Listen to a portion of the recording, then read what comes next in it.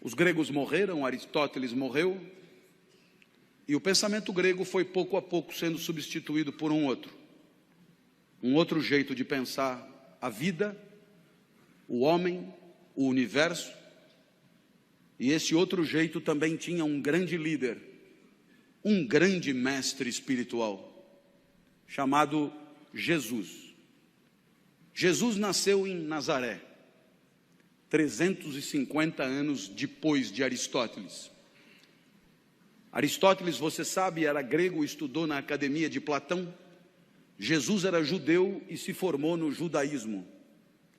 Aristóteles tornou-se um subversivo na academia. Jesus tornou-se um subversivo no judaísmo.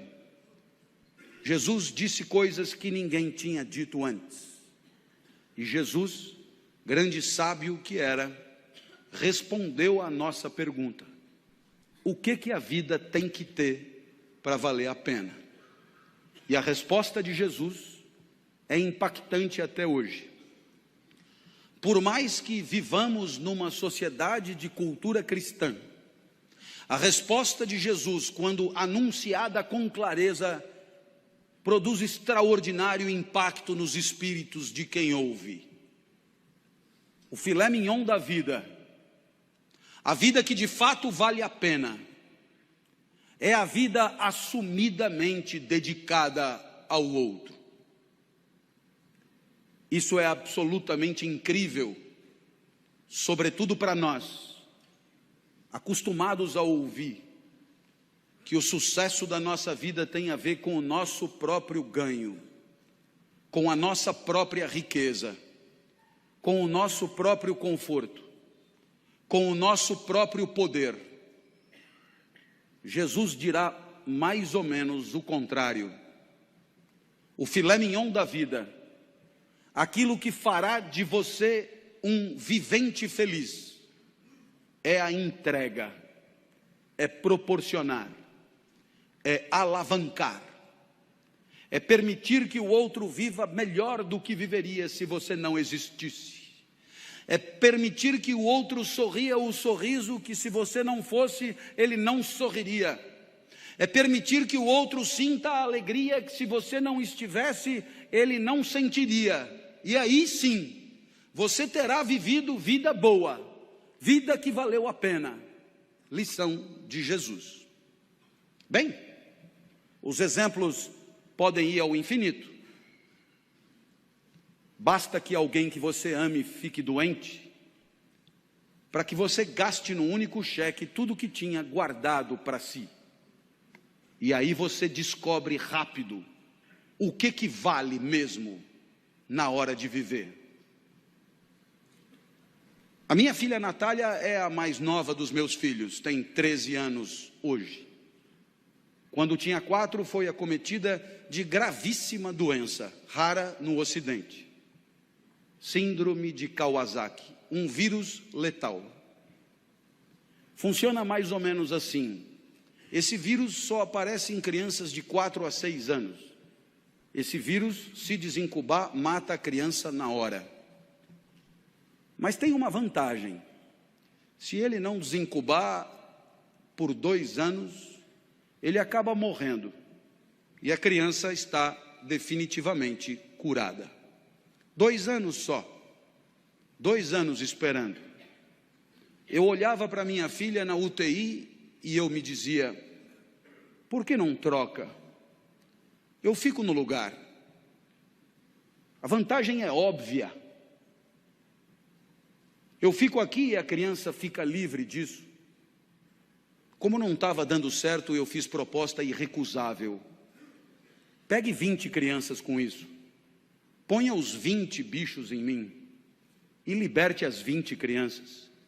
Agora a vantagem é mais do que óbvia. Não esqueça de pôr a minha filha no meio.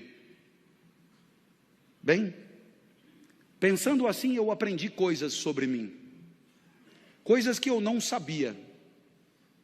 Eu aprendi que para mim a vida não era o bem de maior valor. Continuar vivo não era o mais importante. Porque se fosse o mais importante, eu não trocaria.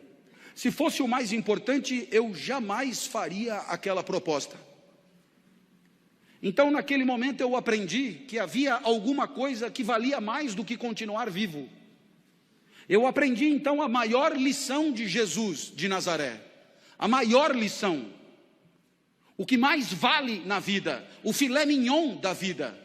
Eu aprendi que o amor vale mais do que a própria vida. Por isso propunha a troca.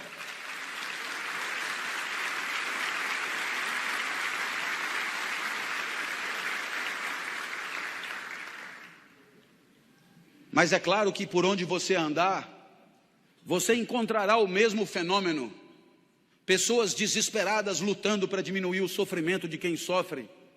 Na Boate Kiss em Santa Maria, nos desmoronamentos em Petrópolis e Teresópolis, nos incêndios em São Paulo, pessoas completamente despreparadas se atiravam no perigo em nome da proteção da vida alheia. Você encontra isso por onde você andar. Para desdramatizar, minha filha completou 13 anos em maio, e ela virou para mim e falou: papai, ela está completamente curada, portanto, e ela falou: papai, eu queria comemorar meu aniversário em casa, queria mostrar minha casa para os meus amigos, você deixa? A minha filha sempre pede tudo para mim, porque de mim ela sabe que ela tira tudo que ela quer, depois ela só comunica à mãe. Eu já falei com o papai e ele já deixou. Vieram 39, subiram no mesmo elevador, invadiram o apartamento no mesmo segundo. E quando eu vi aquele enxame de criança entrando em casa, me lembrei de uma poetisa búlgara que dizia mais ou menos assim: criança pequena é como água, ocupa todos os espaços. Eu me tranquei no quarto, mas a poetisa tem razão, todos os espaços. Papai, queremos brincar aí também. Minha filha, para onde você quer que eu vá? Você não gosta tanto da padaria? Vai para a padaria e espera lá, leva o celular que eu te aviso. E aí eu te pergunto, que espécie de idiota passaria 3 horas de sábado numa padaria, esperando que uma criança o autorize a voltar para sua própria casa? Esse idiota somos todos nós, não somos? Que um dia percebemos que o sorriso da criança amada vale qualquer padaria. Minha filha me autorizou a voltar, e quando eu cheguei em casa, porque ela é muito legal, ela virou para mim e disse: papai, muito obrigado por ter deixado, eu me diverti muito. Eu sou emotivo, rapidamente as lágrimas brotam, e ela continuou então inapelável: eu queria te dizer mais uma coisa, eu adoro ser sua filha. Nossa, eu para ouvir aquilo passaria uma semana na padaria. Eu acho que eu abriria uma padaria. Nesse momento você poderia imaginar que o exemplo de Jesus encontra abrigo em situações de afetos familiares. E você poderia imaginar que aqui é trabalho, evento profissional, competidores à flor da pele, com sangue no olho e faca nos dentes. A lição de Jesus não encontraria lugar aqui. Eu tendo a discordar. Há 30 anos, como professor universitário, me perguntam por que escolhi essa profissão. E eu costumo brincar dizendo que Jesus explica. Porque se a vida boa é a vida dedicada aos outros, se o filé mignon da vida é a vida onde cada joule, cada caloria é destinada a alegrar quem está na frente, se a vida boa é a vida em que o outro e o seu desabrochar são o maior valor, admita que a minha profissão é imbatível. Tudo é pelo aluno, é para o aluno, é em função do aluno. É o aluno que aprende, é o aluno que se forma, é o aluno que se capacita, é o aluno que se prepara, é o aluno que se posiciona no mercado, é o aluno que volta para você depois que está trabalhando para continuar estudando. Tudo é por ele, cada aula preparada, cada livro escrito, cada ensinamento dado é para que ele possa pensar melhor e viver melhor. Nada volta, nem salário tem. É evidente que é pelo aluno. Mas eu falo do professor a título de exemplo. Todas as demais profissões podem ser assim. Quando o médico volta para casa à tarde e às 4 da manhã é acordado, ao se levantar, ele talvez ganhe mais do que o professor, mas não é por causa disso que ele levanta. Nem ele, nem o dentista, nem o advogado, nem o psicólogo, nem ninguém. E aí eu costumo dizer, disse até uma vez num evento de mídia que depois na internet atravessou o país, que trabalhar é quebrar o galho de alguém. Trabalhar é quebrar o galho de alguém com conhecimento de causa. Trabalhar é quebrar o galho de alguém com formação. Trabalhar é quebrar o galho de alguém com método, com expertise, com protocolo.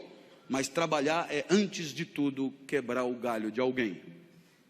Feliz daquele que consegue enxergar na alegria do outro o resultado das suas ações, do seu investimento, da sua dedicação e do seu empenho.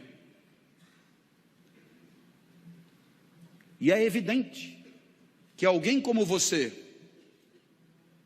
que trabalha com um valor maior de felicidade, que é a segurança, é evidente que alguém como você tem claro no seu espírito que se você se empenha por progredir,